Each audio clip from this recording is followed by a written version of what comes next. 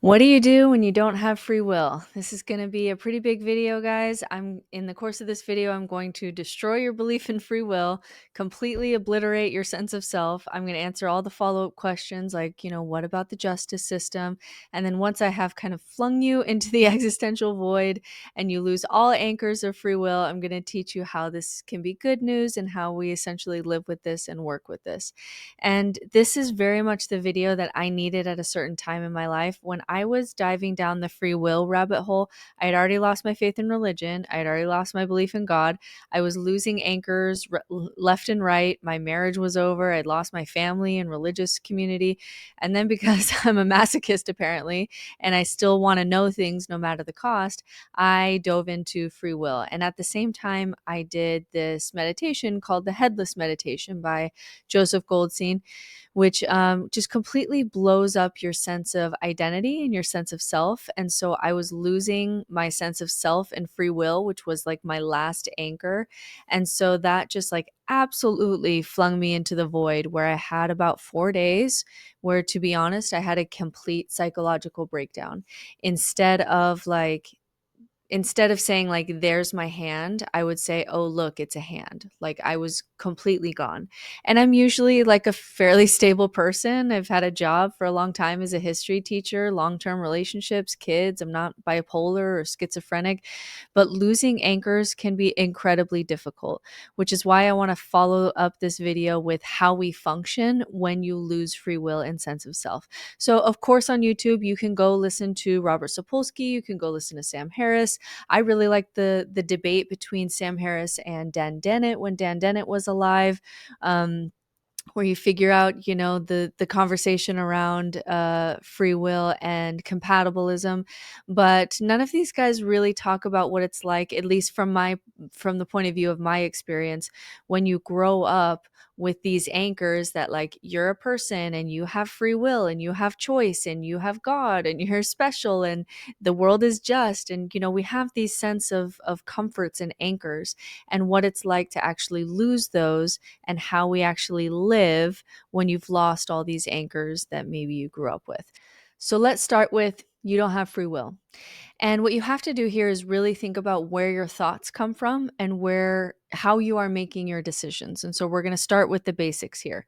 First, there is just the determinism that's coming out of neuroscience, that studies using fMRI and EEG shows that there's brain activity predicting a decision that occurs several seconds before a person becomes aware of making that decision. So essentially your brain makes a decision before you know what that decision is. Like it's like being the last one on the joke. You, the part of your brain that feels like a you, is the last one to know your own decision because the math of that decision is being done in the dark of your attention.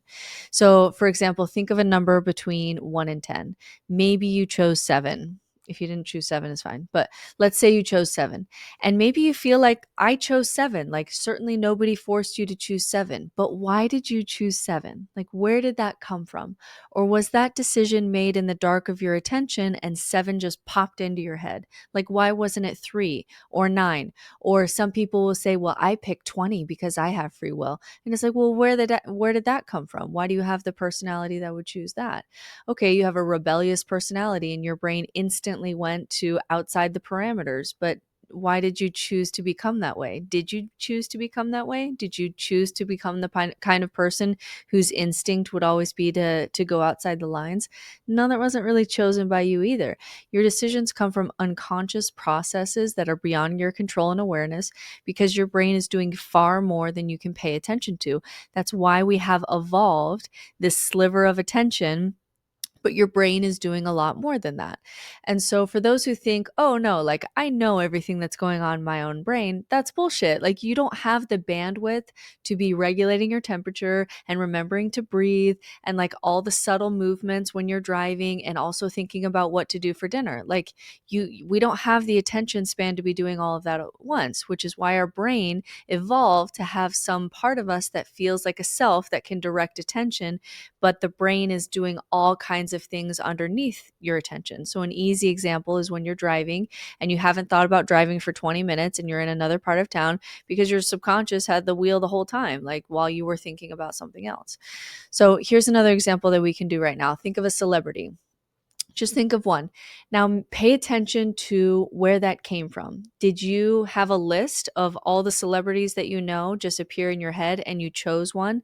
Or did one just like pop into your brain, into your conscious mind from your subconscious for reasons that you may not even know? Like maybe you recently saw a movie with that celebrity.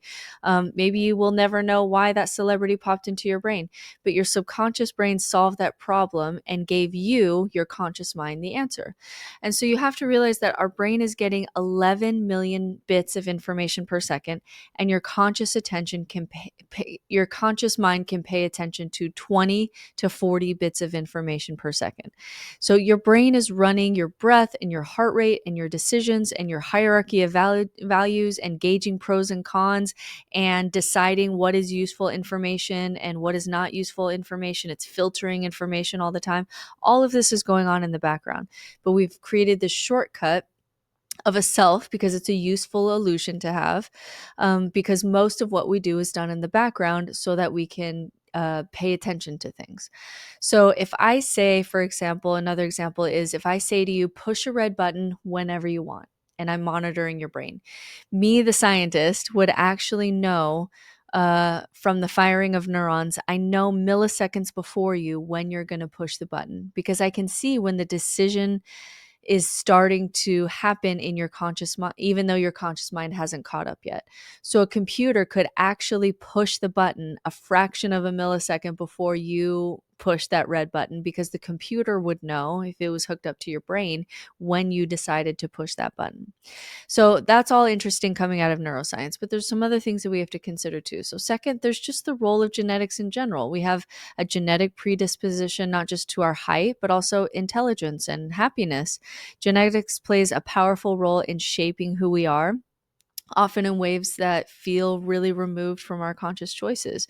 When we think about personality traits and mental health and how we respond to stress, a lot of this is really just influenced by our genetic blueprint that we inherit from our parents and, all the way back. So, for example, some people are more anxious and more impulsive than others because of their genetic predisposition. Or you could be born with a higher genetic predisposition to anxiety. Your brain might produce more of certain kinds of chemicals like cortisol, which makes you more reactive to stress. This isn't something that you just will away or like choose to be otherwise.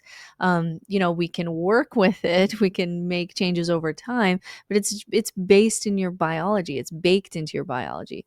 So let's also talk about how you change based on what's going on in your brain. So let's talk about the times when there was this court case where you can get a tumor that pushes on some part of your brain and now you start acting like a different person, or you can get brain damage from a seizure and essentially be a different person.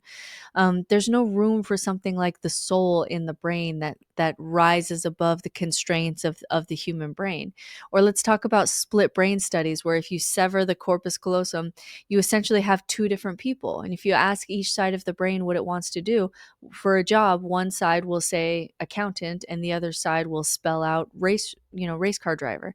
These are two different people and they make different choices, and we justify these choices after the fact. So if you show someone who has a split brain studies are fascinating. I could listen to these all day. If you show someone who has a split brain two different images, so let's say a chicken to their right eye and a snowy scene to their left eye, and then you ask them to pick up an object related to the images. So they might choose like a chicken claw with one hand and a snow shovel with the other. And if you ask them why they chose these objects, the speaking left hemisphere will confidently make up a reason. It'll say, I chose the shovel because you need a shovel to clean up the chicken coop. But it's completely unaware of the snowy scene that has been seen by the right hemisphere, yet it fabricates a story as if the choice was deliberate. And so we add rationality after the decision. Or if you say in a split brain study, pick up the orange juice, and you say it on a piece of paper to one side of the brain, and then the person does it, you ask them, why did you drink the orange juice? And they'll say, oh, I just love orange juice in the morning. It's delicious, not knowing that they were told to by the other side of the brain. It's wild, absolutely absolutely wild. Another one is just our environmental determinism. We become what our environment plus our genetics shape us to be. So, environmental determinism means that our surroundings, how we grow up, how we were raised, what's around us, the culture that we live in, um, has a huge influence in the kind of people that we become and the choices that we make. And essentially, we're shaped by our environment in ways that we don't fully realize, leaving little room for true free will. If you grew up in Japan, chances are you'd prioritize community and harmony and avoid standing out too much. Some of that may be genetic, some of that is also cultural. And if you grow up in the US, you might value individuality and be encouraged to stand out more. These aren't personal decisions, they're cultural scripts and genetics mixed in. But this also happens on a daily basis. We have no idea how much we are being subconsciously influenced all the time. The famous study is the Hungry Judge study, where we have factors outside of our awareness, like physical hunger, and those directly influence our decisions without knowing that it does. And so the study examined parole decisions made by judges throughout the day, and they found this shocking pattern. Judges were more likely to grant parole early in the morning or right after evening, but as they got closer to lunchtime, their likelihood of granting parole dropped dramatically, often approaching zero. And the judges fully believed, this is what's interesting, they believed they were making fair, objective decisions based on the merits of each case. Even if you told them, hey, are you hungry? Because you're doing something different than this case than you did in the morning. And no, they would make up reasons for why they were being fair, even though those two cases were the same. But the rulings were heavily influenced by how hungry they were, because empathy is a very costly system to run in the brain, and it requires a lot of calories and it requires some blood sugar.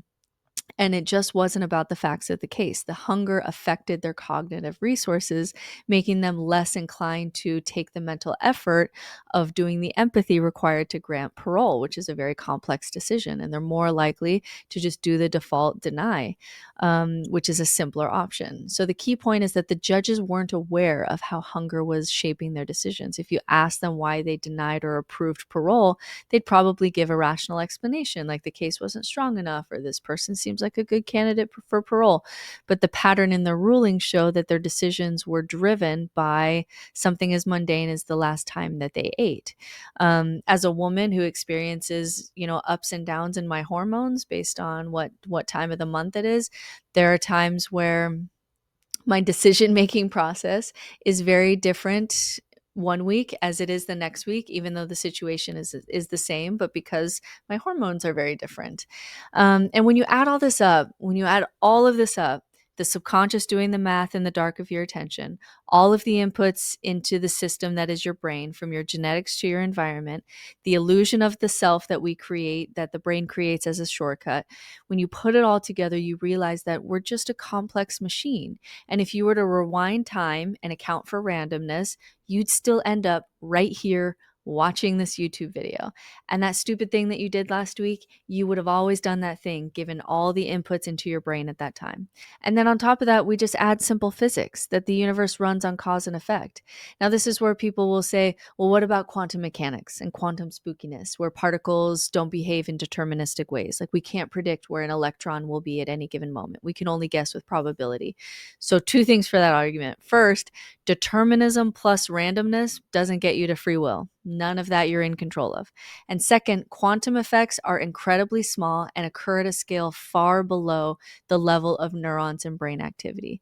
And so while quantum phenomena is crucial for the behavior of subatomic particles, the brain operates at a macro level, where quantum randomness is averaged out by the sheer number and size of interacting particles. So that uncertainty and that quantum spookiness doesn't scale up to the level of the brain.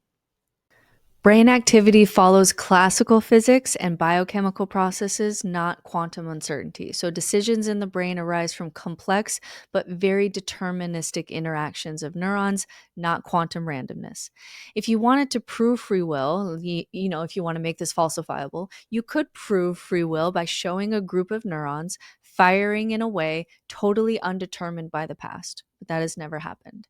We can see the cause and effect in the brain. And when you add up all the inputs and the genetics and the environment and the brains and your hormones and your hunger and how much sleep you got, and every moment from the Big Bang leading up to this moment, you will act exactly how you would have always acted with those inputs. Now, that doesn't mean we know what all these inputs are. You'd have to be omniscient for that. But there are multiple fields that are showing that if you just simply look at the cause and effect and the brain and the genetics and the environment, our brain is making decisions. And then we have this illusion where the part of you that feels like a you feels like it made a decision, but it's really just a complex web of inputs into a system that gives you an output. That's what we are.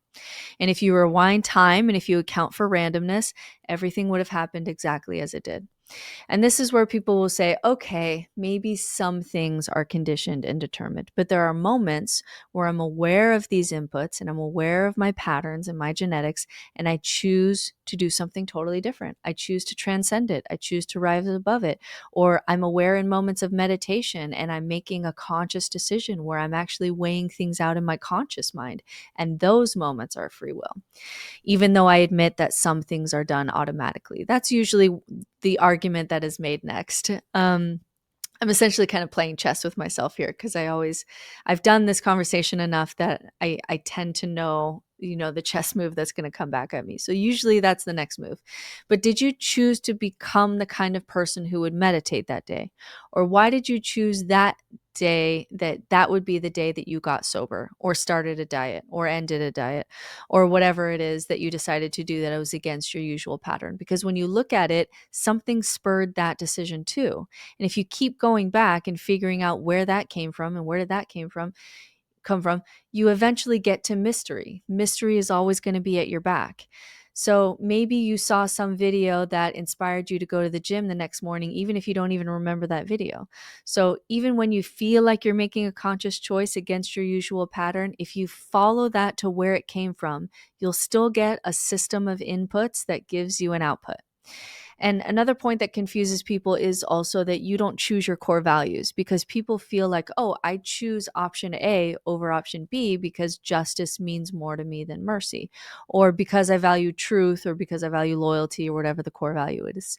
But again, follow that stream of logic. Were you given a list of core values when you were 5 years old and you chose that authenticity and honesty and mercy are at the top of your core values list in your pyramid hierarchy of values? No, you just started bumping into the world and you subconsciously built your own hierarchy of values.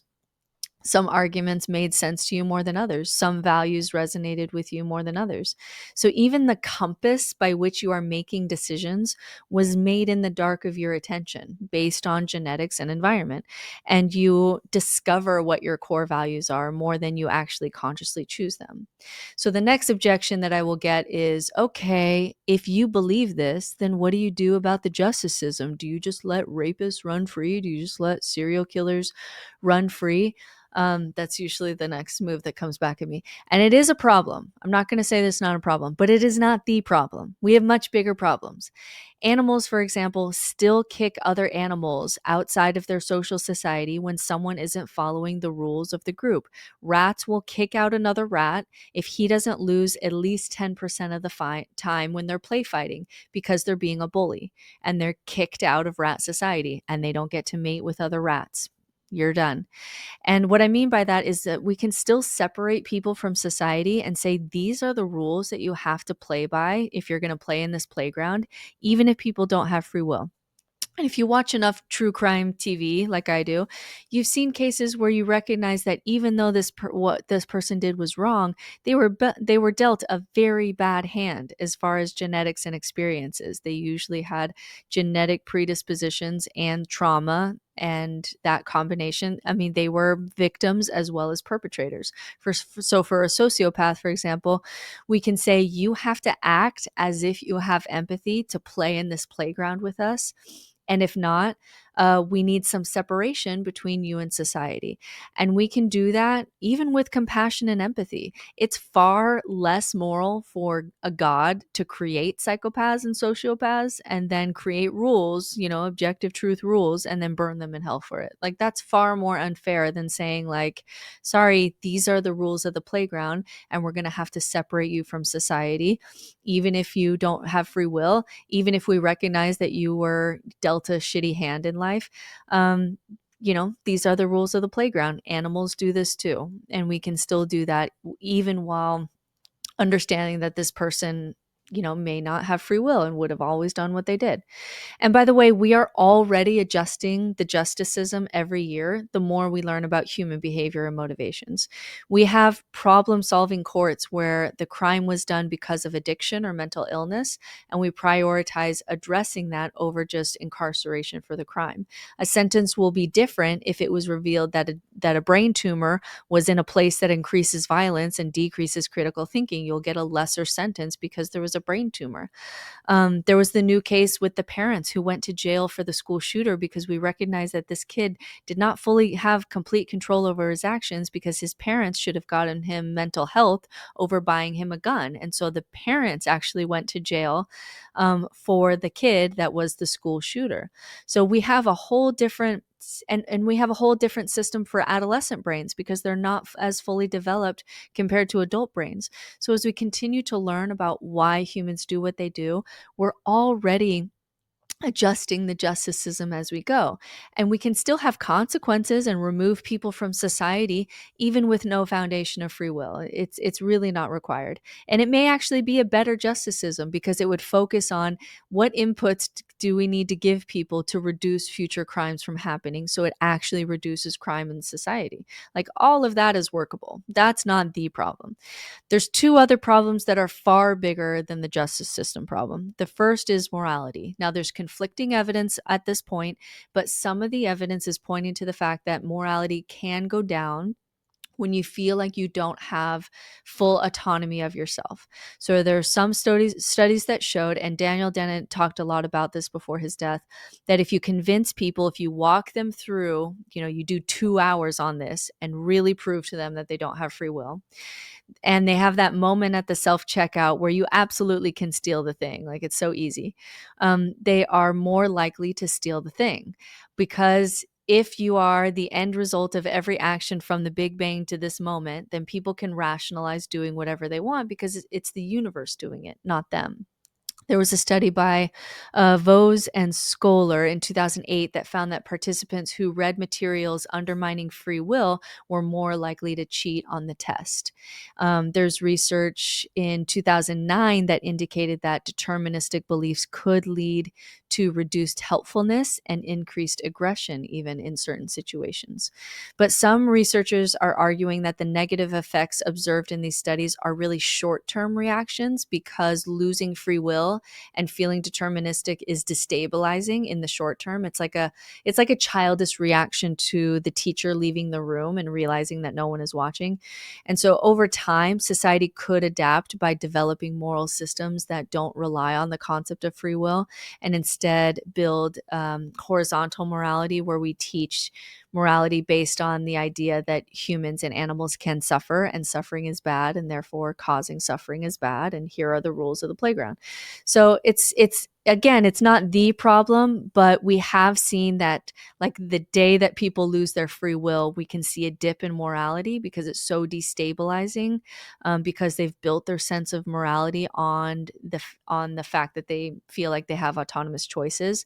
But I think that in the long run, you can educate that, you can adjust to that. I don't think that's the problem. The real problem, if you're on board with me so far, is motivation. Motivation is, according to Sapolsky and others who think about this a lot, is the hardest problem in addressing the lack of free will, because our sense of agency and effort is deeply tied to the belief that we're autonomous beings capable of choosing our actions.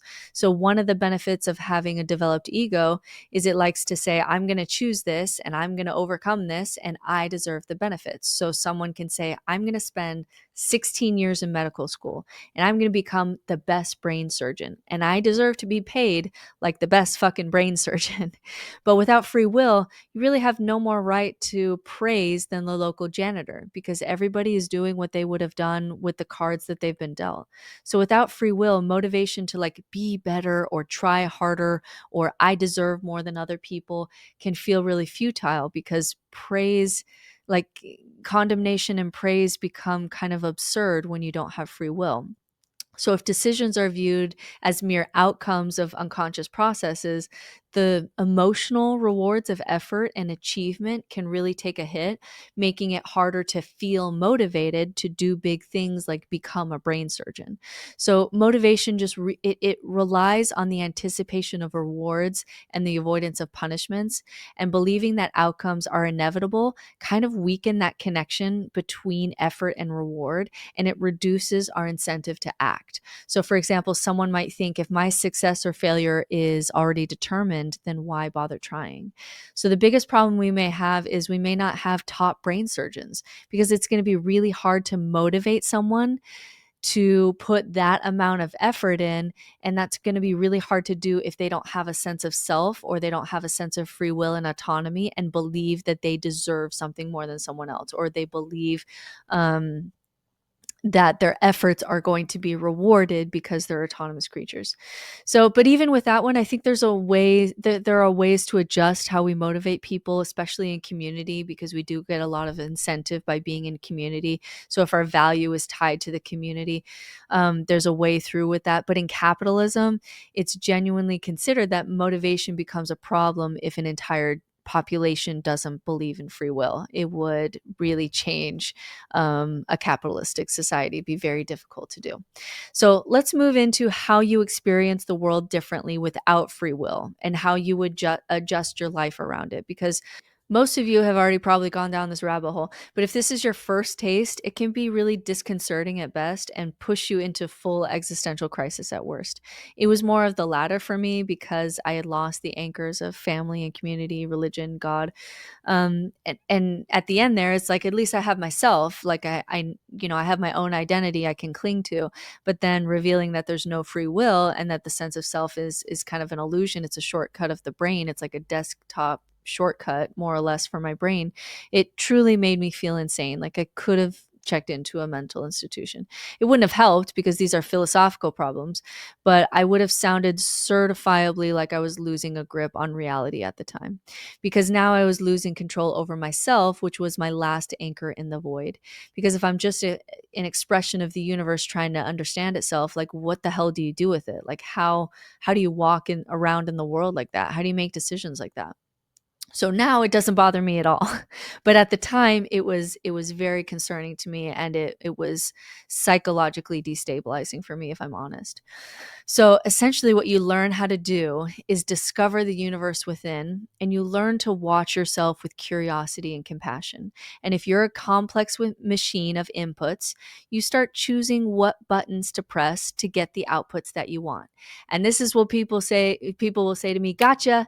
You are choosing what buttons to press to get the outputs that you want, which means you have choices." People will say, "You're choosing, therefore you have free will." Still no, because if I start incentivizing myself and working with my brain rather than working against it, like I'm working towards a goal like writing a book, but my best friend is working towards the goal of climbing Mount Everest, why did we choose those? Or did those goals choose us? They choose us. I don't know why I have a book in my head just waiting to come out as an expression of thoughts and experiences. I genuinely do. It's already written in my head. I just have to put it to paper. But my best friend would rather die than write a book, and loves to travel. And her brain is always thinking about waterfalls in the world that she wants to see. So if I pay attention to my experience, some things buzz in my body and resonate and feel exciting or meaningful or a journey worth taking, and some things don't. It's mysterious. I don't know why.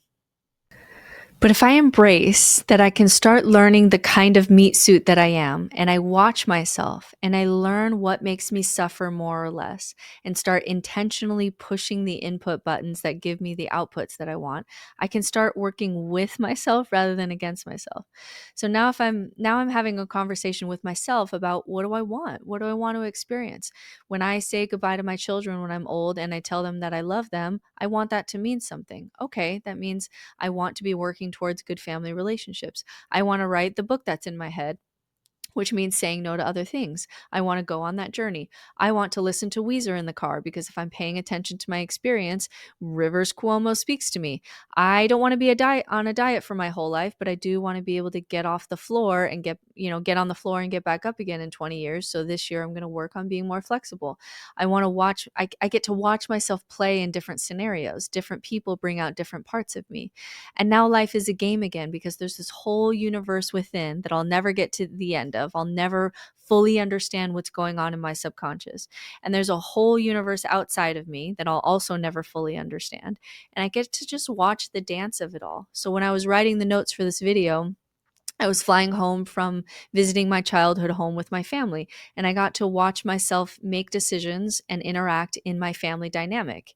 And I make decisions as best I can, but I also watch myself make those decisions. And as I watch myself do that, I check to see if that decision aligns with my goals and values, which I didn't choose, still not free will, but aligning that makes me happier because I'm more likely to be on track with living an authentic, unique life that is worth living for this bodysuit that I am. So, in any moment, I can watch how the expression of the universe that is me is playing in the world. And like a zoologist, I can make adjustments. So, some people do this trick for depression, but I use it all the time where it's like, oh, the tiger seems aggravated when his pen is cluttered, but you do it for yourself. For me, it's like, oh, it seems like when I eat chocolate, my nihilistic spiral thinking gets a lot worse. So let's not push that input button into the system because it gives me an output that I don't want. When I go to meet with girlfriends for lunch, I feel infinitely better about everything. Let's do more of that as an input. And by watching yourself and how you interact in the world, you can start being part of, an intentional part of the system that is you until that machine is working towards a life that is worth being alive and awake for you. And what that is for you, you don't really choose either because, there's always going to be mystery at our backs. It's more of a process of curiosity and discovering. And so this isn't, by the way, recommended for children or anyone with an underinflated sense of ego or human development. From what we know, telling teens, for example, about their ego and shadow and that they don't have free will and their inner child is, and telling them about their inner child, it's not psychologically healthy for them. It can make them start to feel schizophrenic. But if you've built a healthy identity and ego, we can feel psychologically safe enough to be able to let it go later in life and just be able to watch the universe, the inner universe that is you and the outer universe and see how they interact and just be curious about that. And you're essentially along for the ride. I can watch myself make a decision based on core values that I didn't choose. I can watch myself go into my family role with the family that I was raised in as eldest daughter. I can watch myself go into mom mode. I can watch myself make decisions and try to figure out what inputs were made for those mistakes so that I can avoid that combination of inputs in the future. I can watch myself get mad at someone and explore why I'm feeling so wounded. And essentially, you learn to play in the universe of your own body and the universe outside of your body, and it becomes a dance. And when I'm clicked into that, life isn't boring. And that's a big one for me because existential boredom is something that comes naturally to me and makes me very suicidal. But when I'm watching and I accept that I don't have free will, and I start getting my brain to work with me rather than against me and work with this system that I am, and I remain curious about what I am and what makes me tick, and I'm discovering myself, I'm discovering more of that subconscious all the time, things work a lot smoother for me than when I thought I had free will and I would beat myself up for mistakes or walk around trying to, protect my ego and identity. So this perspective isn't about being passive or apathetic, like, oh, I don't have free will, so just like whatever. You still act, you still strive, you still make decisions, but you do everything with the understanding that everything that you think and do arises from conditions that you didn't create and arises from core values that you didn't ultimately choose. And it can feel liberating. It's like stepping off the treadmill of self-blame and judgment and pressure because you stop clinging to the illusion of control and the illusion of self. And instead, you just watch yourself play and you help yourself play more and more in your life based on how it's going for you. And so I hope that helps. Maybe it changed your mind and maybe it didn't. Changing your mind is proof that we don't have free will, because if you pay attention, you didn't choose to wake up today and say, I'm going to change my mind about free will. You simply got new information into your system, and that gives you a different output. If we had free will, not a single person would leave their religion, because you could just choose to believe. Like, go ahead, believe in unicorns. Believe in a God that you don't believe in. Like, you can't. I didn't choose to leave religion. I didn't choose the core value of truth seeking, and then new information started, um, following domino effect in my brain, until one day I woke up and realized, I discovered that I no longer believed in God. So if that changed your mind, it hit the right dominoes for that to happen. And if this still didn't change your mind and you still believe in free will, my arguments didn't affect the system that you already have in place.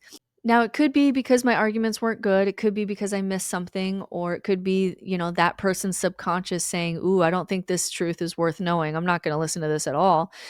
So however it landed with you, this video landed with you, is how it would have landed today with you anyways. And that's kind of the point. And so I hope that helps. Stay tuned for next week, where I go over our 4 existential fears and how much they guide your behavior and how we can face those fears directly. And see you next time. And if you do feel like you're floating in the void and not thriving, as always, check out my course on nihilism, available in the link below.